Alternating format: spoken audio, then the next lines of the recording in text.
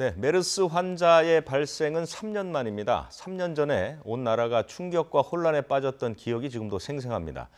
전문가와 함께 좀 더 자세한 내용을 알아볼 텐데요. 한국의학연구소의 신상엽 감염내과 전문의가 전화로 연결돼 있습니다. 안녕하십니까? 네, 안녕하십니까?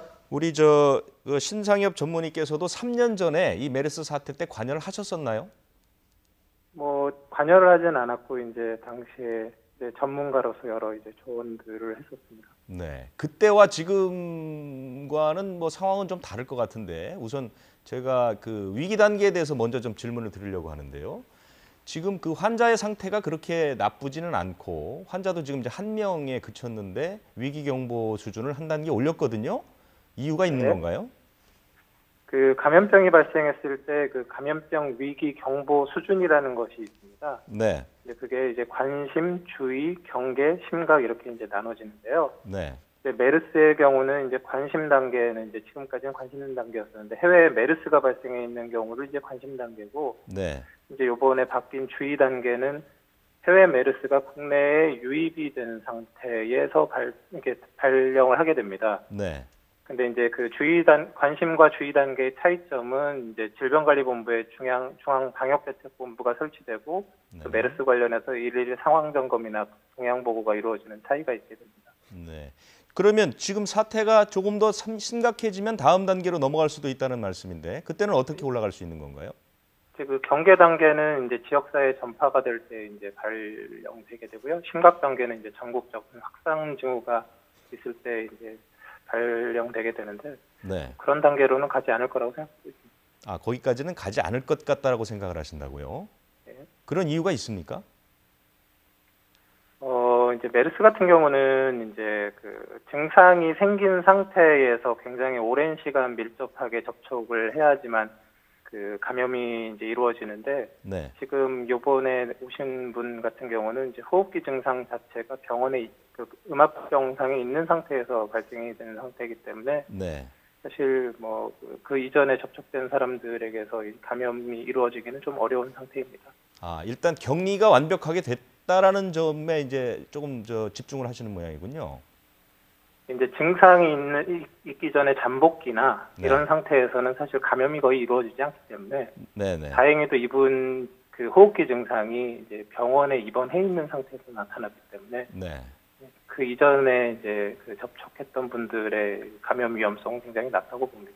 환자의 증상이 100% 외부에 알려지지 않아서 저희가 이제 그 전해 듣기로만 얘기를 했는데 제가 좀 전에 그렇게 심각하지 않은 상태다라고 말씀을 드렸는데 그 정도 상태로 보면 되겠습니까? 저 역시도 지금 환자를 치료하고 있는 건 아니지만 이분이 사실 이제 그 입국을 한 후에 이제 설사 증상이 있어서 병원에를 갔다가 예. 그 위험 지역에서 온 분이기 때문에 이제 음압격리 병상에서 이렇게 치료를 하다 보니까 호흡기 증상이 생겼고 그 이후에 이제 진단이 된 걸로 알고 있어서 네네. 전체적으로는 지금 증상이 심하게 생긴 상태에서 노출이 된 사람들은 거의 없다고 볼 수 있겠습니다. 지금 이분은 그러면 치료를 어떤 걸 받고 있는 건가요? 메르스는 특별한 치료제가 없기 때문에 지금은 이제 서울대병원에서 그 질환에 대한 치료를 받게 되는 거고요.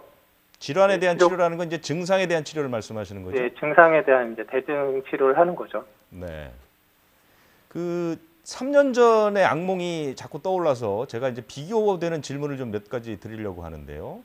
3년 전에도 사실 출발은 그렇게 심각하다는 얘기들을 정부 측에서 하지 않았거든요. 그런데 갑자기 나빠졌단 말입니다. 지금도 그럴 만한 조금의 가능성이라는 게 있다고 보시나요? 이제 3년 전에 이제 급격하게 문제가 됐었던 이유는 증상이 있었던 환자가 진단되지 않은 상태로 이제 여러 사람과 접촉을 했기 때문이거든요. 네네. 그러니까 증상이 없는 사람이 사람들과 접촉을 했을 때는 사실 감염 확률이 없는 데다가 이분 같은 경우는 상당히 빨리 진단이 됐기 때문에 네. 3년 전과는 사실 좀 상황이 좀 다릅니다. 그 상황이 다르다는 것. 근데 이 환자의 경우도 보니까 본인이 그 중동을 다녀와서 뭔가 찝찝해서 이제 집에 가는 길에 병원에 들려서 진단을 받은 그런 케이스 아니겠습니까? 네, 그렇죠. 그러면 만약에 이분이 그런 그 병원에 가지 않았다면 이분도 증상이 나타난 뒤에 메르스가 확인이 되고 그렇게 되면 확 번질 수도 있었다 이런 위험성이 있었다는 얘기 아니겠습니까? 정부 네, 그건 측에서 맞습니다. 미리 알아낼 수 있는 방법은 현재로서는 없는 겁니까? 그럼? 이분은 사실 지금 인천공항의 그 최초 검역 시스템에서는 찾아낼 수 있는 환자가 아니었습니다. 네, 천만 다행으로 이제 스스로 위험을 어느 정도 인지를 하고 이제 의료기관을 찾은 건 매우 정말 다행으로 생각을 하고요. 네. 말씀하신 대로 의료기관 방문이 늦어졌다면 메르스 확산 우려는 진짜 훨씬 더 커졌었겠죠. 그러면 그 입국 단계에서는 메르스 환자를 걸러낼 수 있는 방법이 없다. 그러면 지금까지 인천공항에 설치했던 그 많은 장치들이 무용지물이다. 이렇게도 생각할 수 있는 건가요?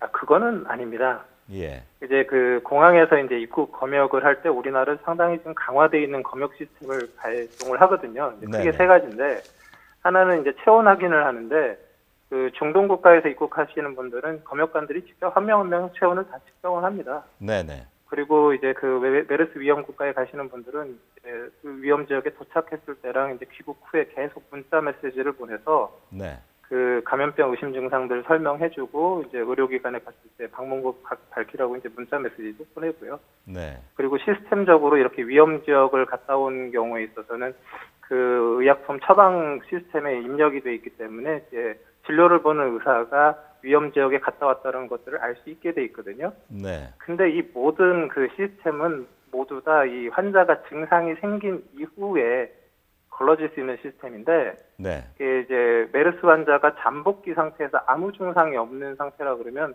사실 입국 당시에 이 환자를 걸러낼 수 있는 방법은 없습니다. 근데 그러면 그게 이제 문제인 거죠. 이 환자처럼 본인이 뭔가 자각을 하거나 또는 내가 중동을 갔다 왔으니 조심해야 되겠다는 차원에서 병원을 찾지 않는다면 현재로서는 하여간 찾아낼 방법은 없다 이런 말씀이죠. 네, 무증상자의 경우는 본인도 모르고 방역 당국에서도 사실 알 수 있는 방법이 없죠. 네. 그리고 지금 환자가 입원해 있는 삼성서울병원에 관련해서 좀 질문을 드리겠는데요. 이 삼성서울병원이 사실 3년 전에 꽤 문제가 있었던 병원 아닙니까? 네. 병원 안에서 사실은 확진자가 늘어난 경우가 있지 않았습니까? 그 당시에. 네. 지금은 그런 위험은 없다고 보십니까? 이분이 이제 뭐 저도 이제 제가 진료를 본 건 아니지만 그 입국 당시에 이제 경미한 설사 증상이 있었는데 네. 그 설사 증상을 치료하기 위해서 이제 삼성서울병원에 이제 내원을 해서 바로 이제 위험 지역에 왔으니까 음압병실에 격리된 상태에서 설사에 대한 진료를 보셨던 걸로 알고 있고요. 근데 그 음압병실에서 호흡기 증상이 생기니까 이제 의심 환자로 신고를 하고 검사를 한 이후에 확진이 된 다음에는 삼성서울병원에 계시는 게 아니라 지금 이제 국가 이제 격리병상이 있는 서울대병원으로 이제 이송을 해서 네네. 지금은 서울대병원에서 치료를 하고 계신 상태고 네. 이분이 바로 응급실을 통해서 그 음압병실로 입원을 했기 때문에 사실 삼성서울병원은 지금 거의 위험성은 거의 없을 것이라 생각이 됩니다. 네, 알겠습니다. 그리고 지금 이제 이분과 접촉을 밀접하게 했던 사람들, 그분들도 좀 격리가 돼 있죠? 이제 자택 격리라는 것이죠? 어떤 건가 좀 설명을 해주시겠어요? 이제 그 메르스 같은 경우는 이제 접촉자들 중에서 이제 밀접 접촉자와 아닌 사람들을 이제 구분을 해서요. 네. 밀접 접촉자 같은 경우는 이제 보통 자택격리나 아니면 병원격리 등을 통해서 매일같이 이제 혹시 증상이 생기는지를 확인을 하게 돼 있고요. 네. 그냥 단순한 이제 일반 접촉자들 같은 경우는 이제 뭐 하루에 한 번씩 뭐 유선상의 전화나 이런 것들을 통해서 증상 여부를 이제 확인하게 되어 있습니다. 네. 자꾸 3년 전 얘기를 제가 질문을 드리게 되는데 3년 전에도 사실은 밀접 접촉자의 그 범위를 좁게 잡았다가 나중에 이제 크게 늘렸었거든요. 지금도 그런 그 오류를 범하고 있을 가능성은 없다고 보십니까? 조금 더 이제 제 얘기는 밀접 접촉자의 범위를 늘릴 필요가 있지 않냐 이런 말씀인데요. 이미 이제 3년 전에 이제 관련된 그 매뉴얼들이 이제 잘 구축이 되어 있어서 네. 지금 이번 그 환자의 경우는 굉장히 이제 그 제대로 방역 시스템이 이제 작동을 했다고 저는 생각이 되고 있고요. 네.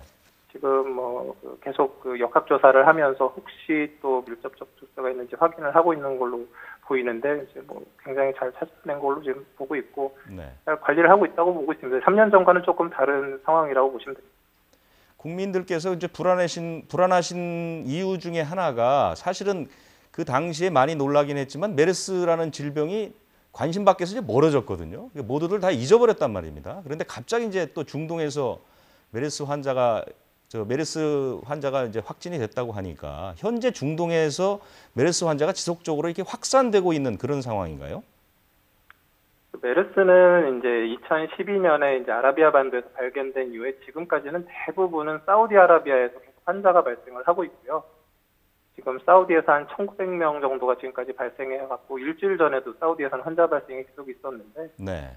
사실 이분은 지금 쿠웨이트를 다녀오셨거든요. 네. 뭐 잠깐 두바이를 경유하셨다고는 하는데 지금 쿠웨이트는 2012년 이후 환자 발생이 4명밖에 없고 최근 2년간에는 메르스 환자 보고가 없는 나라입니다. 네. 그래서 이제 사실 가장 이제 위험한 지역은 이제 메르스는 사우디라고 보시면 되는데 네. 이분은 사실 이제 역학적으로 쿠웨이트나 뭐 두바이 정도만 다녀왔는데 이렇게 환자가 됐었던 이유가 이제 전 좀 의문이 됐었는데 좀 확인을 해보니까 이제 사우디에서도 이제 시기에 따라서 갑자기 이제 메르스 환자가 증가하는 시기가 있는데 그게 주로 이제 성지순례 기간인 라마단과 하지거든요. 네네. 그런데 이분의 출장 기간이 지금 하지랑 겹쳤어요. 네. 그래서 이슬람 성지순례 기간인 하지에는 굉장히 많은 사람들이 이제 이 아라비아 반도에서 이동을 하면서 사람들의 인구 밀도도 높아지고 사실 메르스의 감염 확률도 높아지는 경우도 있어서 네. 사실 방역 당국에서 이런 라마단과 하지 기간에는 이제 보다 더 이제 주의가 필요하고 강화된 검역을 고려해야 할 수도 있다고 저는 봅니다. 3년 전 메르스 사태를 거치면서 우리나라가 메르스에 대한 대응 체계나 이런 것들은 지금 상당히 구비가 돼 있다고 평가를 할 수 있겠습니까? 네, 그 이후에 이제 제가 최근에도 방역 당국의 매뉴얼들을 잘 살펴봤는데 네. 굉장히 이제 구축이 잘 되어 있습니다. 아, 그렇군요. 예. 저 3년 전에 사실 메르스 초기 발생했을 때 뭐 낙타와 접촉하지 말라 이런 황당한 그 정부의 권고도 저희가 접했던 기억이 있는데 전문가로서 그러면 혹시 중동을 다녀왔다거나 메르스와 유사한 증상이 나타났을 때 어떻게 조치를 해야 되는지를 마지막으로 좀 정리를 해주시겠어요? 말씀드렸지만 이제 메르스에 걸리려 그러면 결국은 환자의 분비물, 그러니까 주로 이제 기침했을 때 나오는 객담과 접촉을 했을 때 감염이 됩니다. 우리나라는 뭐 지금 그런 걱정을 할 단계는 아니고 이제 아라비아 반도에 여행을 가셨을 때 네. 이제 그런 호흡기 증상이 나타나는 경우는 빨리 방역 당국에 신고를 한 다음에 그 이후 조치를 받으셔야 될 걸로 보입니다. 네, 알겠습니다. 네, 오늘 말씀 감사합니다. 네, 감사합니다. 신상엽 전문의로부터 메르스 관련된 얘기를 좀 들어봤고요.